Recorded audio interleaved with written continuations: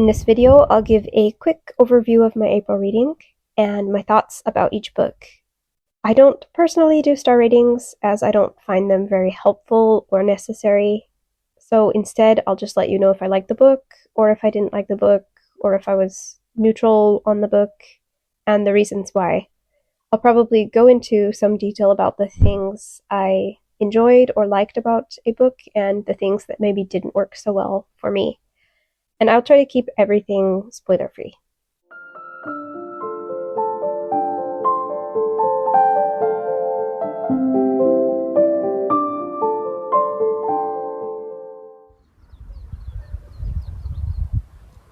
My first read of April was Mrs. Dalloway by Virginia Woolf. This is considered a classic, so I hope that many of you are already familiar with it, but if you're not, the basic premise is it's set in London after the First World War and follows a woman, Clarissa, who is Mrs. Dalloway, as she goes about her day in London, preparing for a party she's hosting that evening. And there's another character also present in London at the same time, whose life is very different from Mrs. Dalloway's, but whose storyline connects with her in a very interesting way. You have to read through to the end to see how all of the narrative threads kind of weave into place, but it's a really short book and definitely worth a read. Considering how short it is, though, it actually took me a very, very long time to get through it. I started reading in March, but didn't finish until partway through the month of April. And this wasn't because I didn't find it engaging or because it was difficult, but because the way Woolf writes in this kind of stream of consciousness style made me read most sentences 2 or 3 times before I could really grasp the meaning. And sometimes I read them more than 2 or 3 times. So where a sentence starts and where it ends are frequently miles apart, and a paragraph or a page's start is like worlds away from where it ends. So I kept asking myself, wait, how do we get here? And I had to go back to trace the journey. The story tends to slip between narrative viewpoints, through multiple characters' thoughts, and the past and the present, just kind of flowing from one idea or thought to the next. For example, there's this scene where the current viewpoint characters are walking towards an appointment, and they see this car outside of their destination. And then the narrative slides into a description of the car, how it's used, then a description of the woman who usually sits in the front seat of that car, and then that woman's life story and her personality and her character. And then it winds its way back to the character we started with and what they were doing at the time on their journey towards that appointment.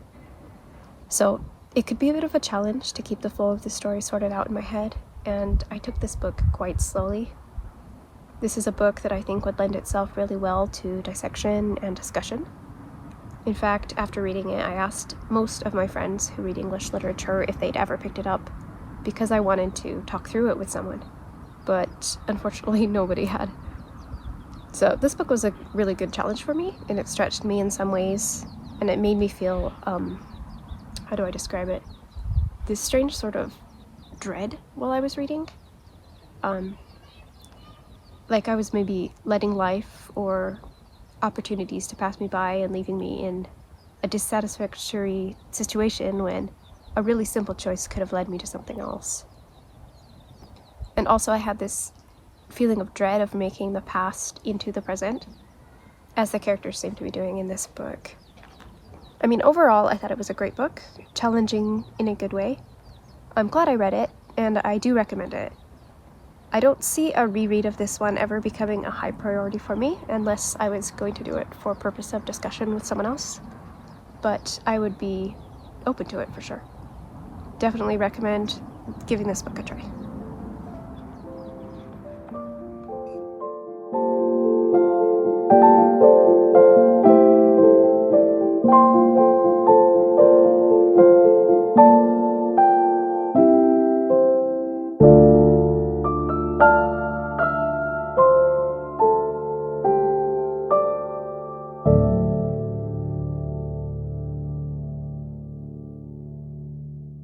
My second read of April was volume 108 of One Piece by Oda Eiichiro. So this volume actually came out on March 4th. However, I didn't actually sit down and read the entire thing until this month, April. the truth is I read this series weekly in Shukan Shonen Jump, and because of that, I've read all these chapters relatively recently in the serialization, so I just wasn't motivated, I guess, to go back and read them again as quickly as I should have been. However, reading this volume, I'm just reminded again why this series is really so remarkable.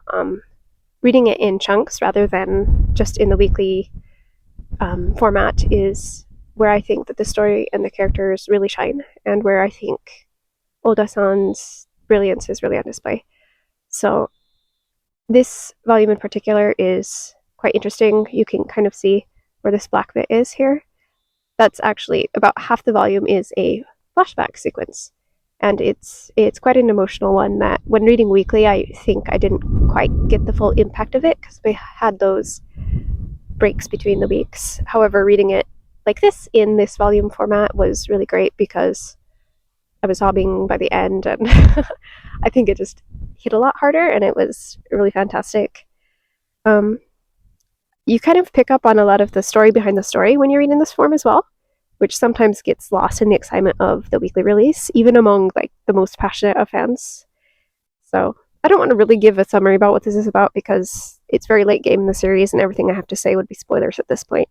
Even the cover's a spoiler, sorry. But vaguely speaking, super enjoyed this volume. Always smile until my cheeks hurt while reading this series. And then cry, like I mentioned in that second half. Something I really enjoyed about reading this volume, and also kind of knowing what comes next in the chapters that I've read in the magazine already that haven't been compiled, is how competent Sanji in particular has been in this arc. Bless his heart. Great series. Really, really great series. Worth every minute. Worth every penny. Or rather, yenny, I guess. But yeah, Oda Eiichiro is really one of the greatest living storytellers right now. If you haven't picked this up yet, what are you doing? Get out there, start reading One Piece.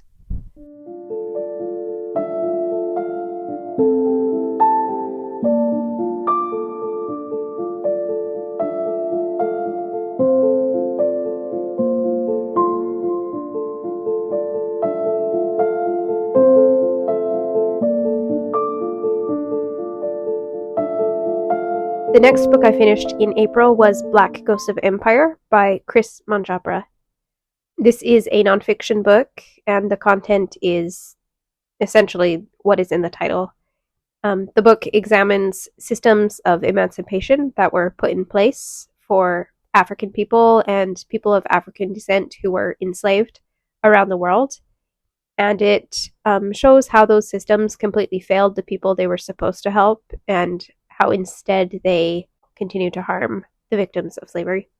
The book also examines what the author calls ghostlining, which is explained as a kind of unseeing or ignoring of the experiences of the people who were formerly enslaved, and also the inherited trauma and the calls for justice that exist among those communities today. So a lot of the information in this book was actually quite new to me, a lot of the historical information. So I was grateful to this book for awakening me out of my ignorance, I guess. I was shocked to learn about the injustice of these systems of emancipation, and I was especially glad to learn more about the situation in the Caribbean, the revolutions, the emancipations, re-enslavement, and all of the horrors that were going on over there, because I was, for the most part, ignorant of that side of the story.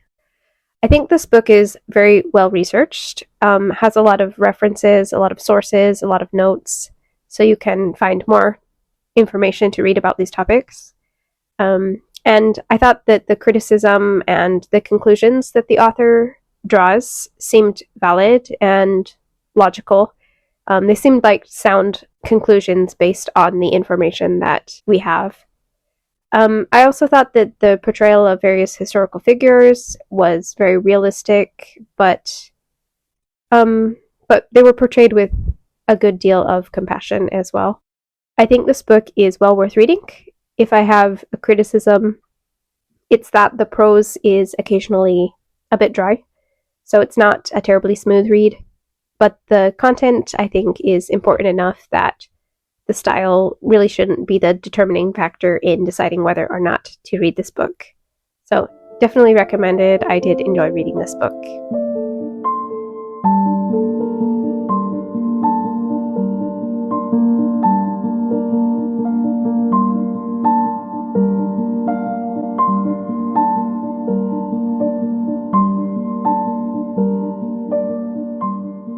Next up was another manga, Jibaku Shonen Hanako-kun, Volume 21, by Aida. This is another series I've been reading for many, many years. Although unlike One Piece, this one I read exclusively in these volume formats, and I don't touch the magazine where it's serialized, which I believe is G Fantasy.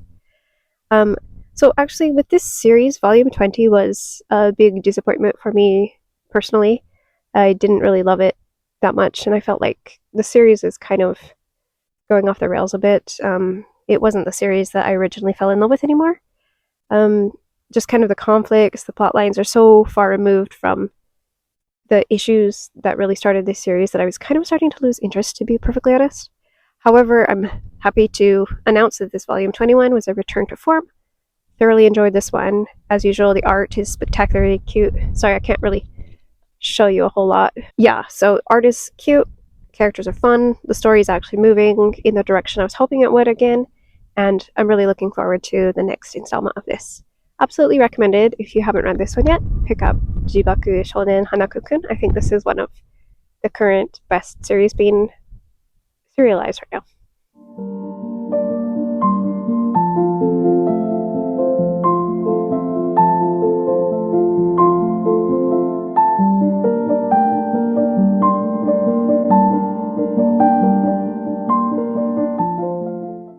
Next was a book I listened to completely on audio.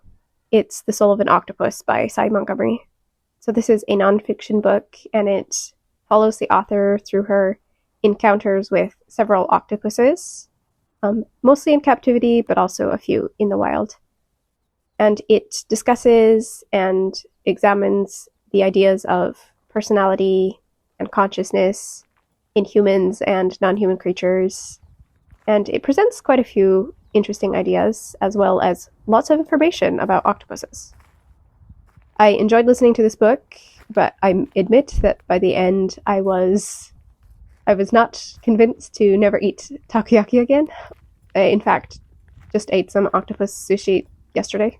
So, yeah, maybe that's a me problem. I'm probably lacking in empathy or something. I like this book, but it didn't change my life.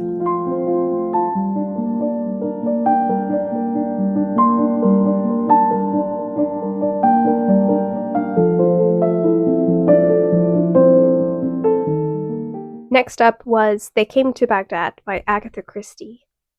This is a story about a girl named Victoria, who's a bit of an adventurer, and she ends up going to Baghdad chasing a young man that she fell in love with.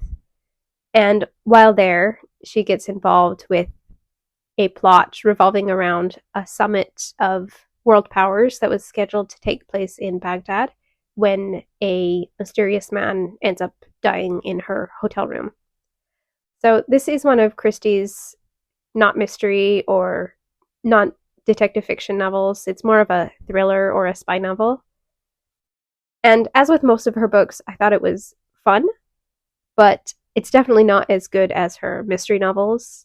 And unless you really want to read her entire catalog, I would definitely recommend choosing any of her mysteries over this book.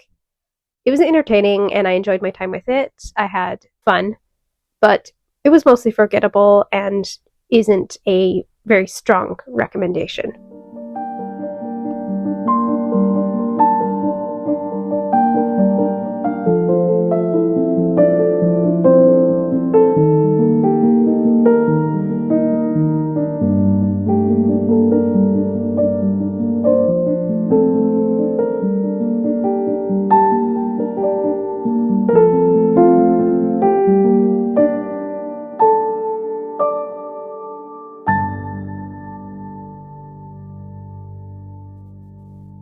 Next up was more One Piece. So the serialization was on break for most of the month of April. So in the meantime, they kind of released chunks of the story that you could read for free on their official The Jump Plus app. So I went ahead and I read the Little Garden arc again, since it was available.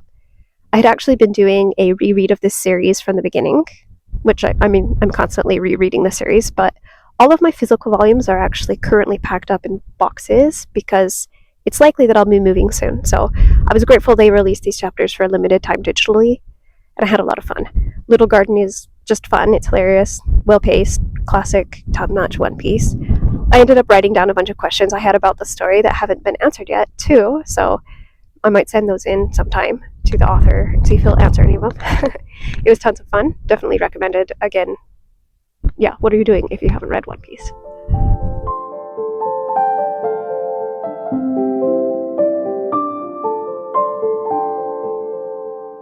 The last nonfiction book I read this month was Quiet by Susan Cain. So I thought this was a good book, and it was compelling and very readable. I think a lot of people will find a lot to think about and a lot that might even help them in this book.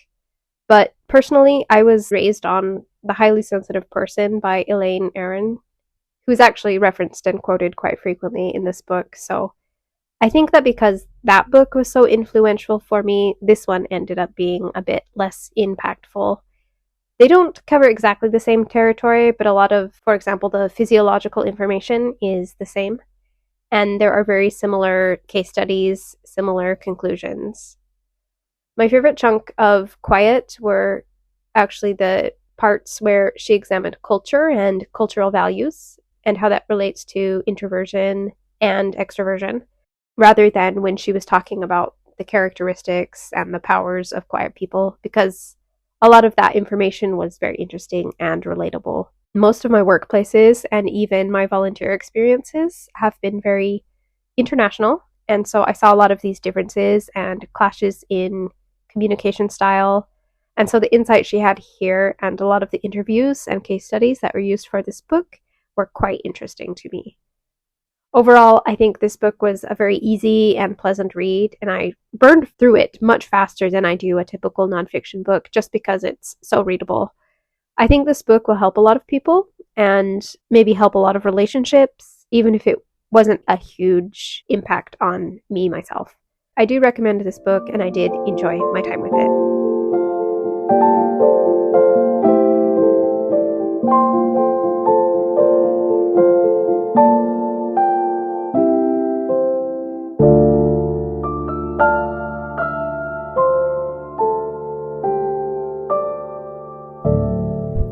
And now on to my last couple manga reads for the month. This one was Hokago Shonen Hanako-kun, which is a spin-off of Jibaku Shonen Hanako-kun.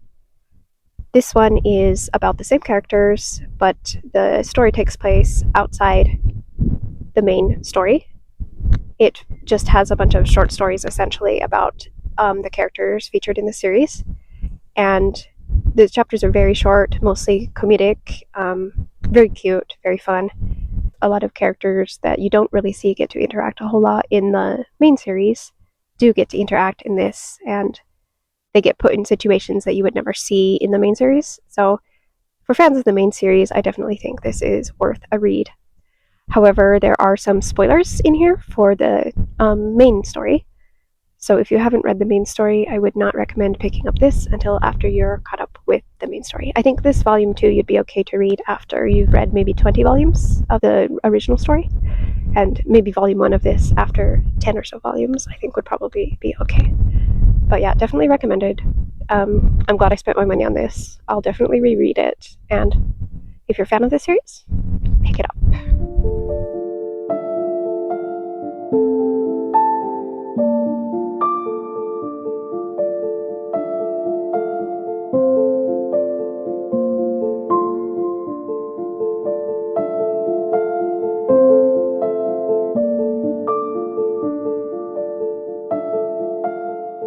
The last manga read of the month was volume 1 of Ojisama to Neko, which has been on my shelf for about maybe 7 years now.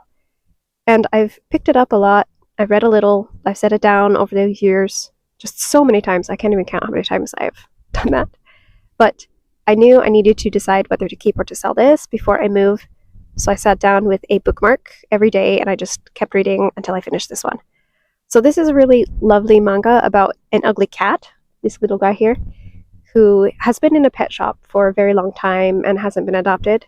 And then one day this 2,000 years later.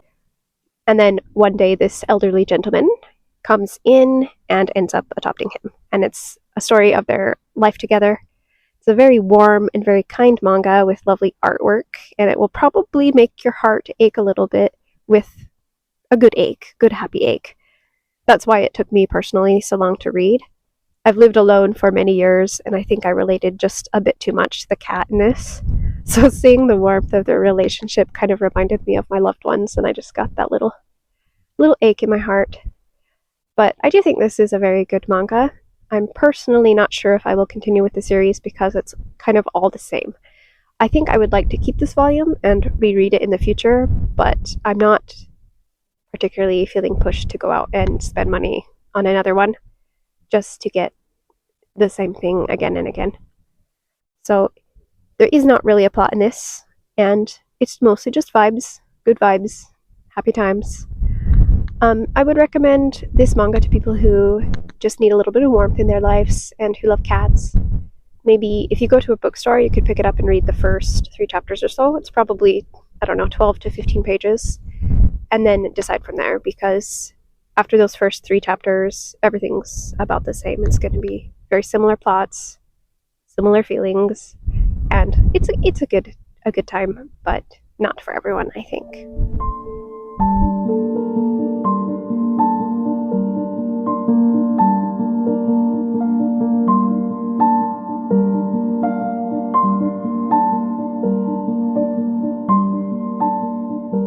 This month, I also read Spymaster by Margaret Weis, co-written with Robert Krammes? I'm sorry, I have no idea how to pronounce it. This is the first book in the Dragon Corsair series, which seems to be set in the world of the Dragon Brigade, which is a series I have never read. My sister recommended this to me as a light and easy fantasy series that I could read after my frustration with another fantasy book I read this month. The story is about a young woman named Kate and her dragon friend. Kate was essentially raised on a ship because her father was a smuggler, and when he passed away, she inherited the ship and took command of the crew and the ship, and they ended up turning to salvaging wrecks to make a living instead of continuing with smuggling. But Kate becomes famous through a series of stories, which are entirely false, about her adventures as a pirate, which were published in a newspaper. As a result, she ends up getting mixed up in some political intrigue surrounding a succession dispute. So as a first book in a series, I thought this one was quite well done. It sets up the overall intrigue and the plot and characters quite distinctly.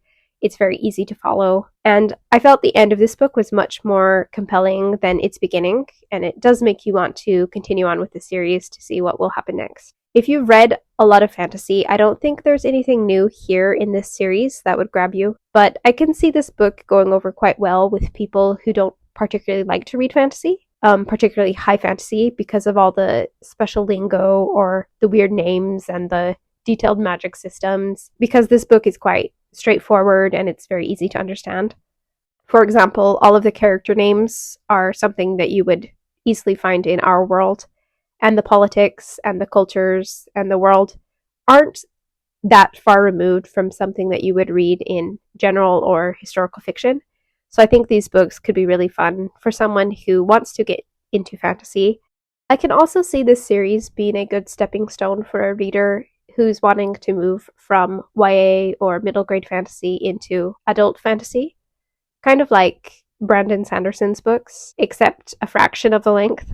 So I'm someone who does read quite a bit of fantasy, and I have been reading and writing fantasy since I was a child. So this book wasn't quite what I was looking for, but I did enjoy my time with it, and I found it entertaining enough, though nothing terribly original. I haven't yet decided if I will continue on with this series. I think going forward, this will just be dependent on my mood.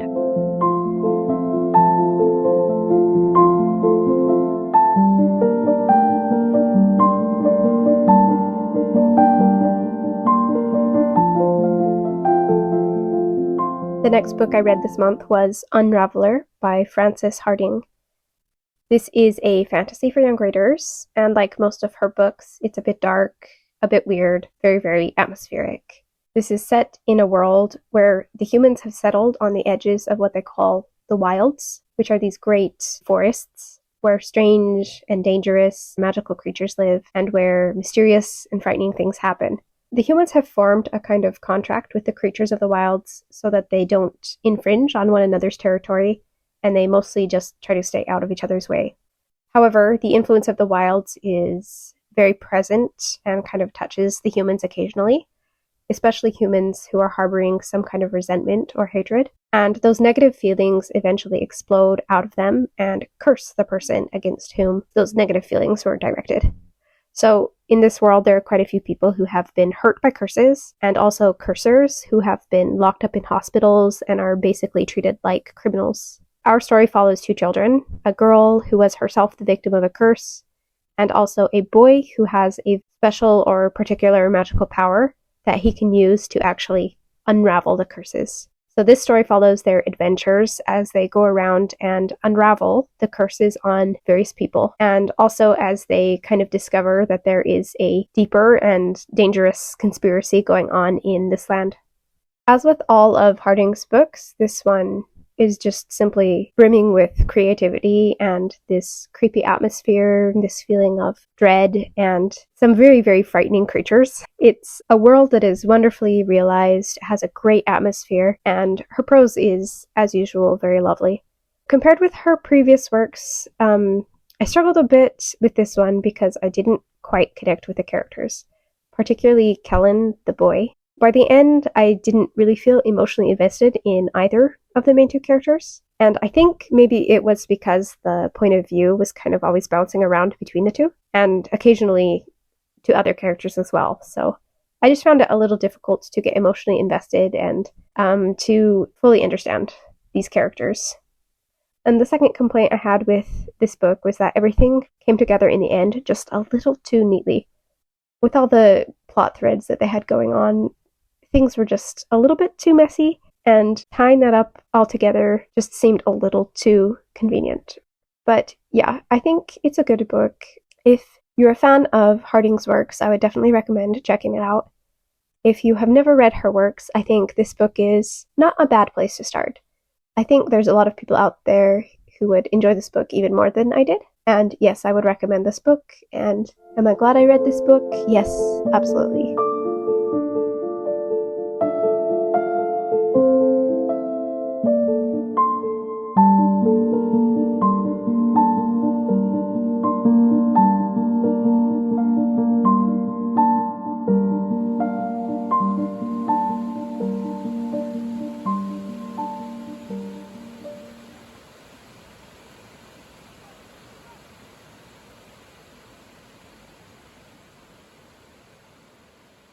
The book I'm going to talk about last is actually the book that I finished first this month in April. However, I decided to save talking about it for last because I had quite complicated feelings about this one, and I wanted to be able to talk it out properly. This is Ship of Destiny by Robin Hobb, which is the final installment in the Liveship Traders Trilogy, which is part of the series Realm of the Elderlings. This trilogy overall was not my favorite. I read the Farseer trilogy a while back and I really loved it. I was very emotionally moved by it, really enjoyed the characters, enjoyed the story, enjoyed her writing. So I was really looking forward to reading Liveship Traders, which I had heard was even better. Unfortunately, this was a big miss for me. I think I'll talk about the things I found positive about it first, and then I'll go into the issues that I had, the trilogy as a whole, and especially with this book. Yeah, the positives of this is that, first of all, Robin Hobb's prose is very good. It's very easy to understand. Dialogue is great.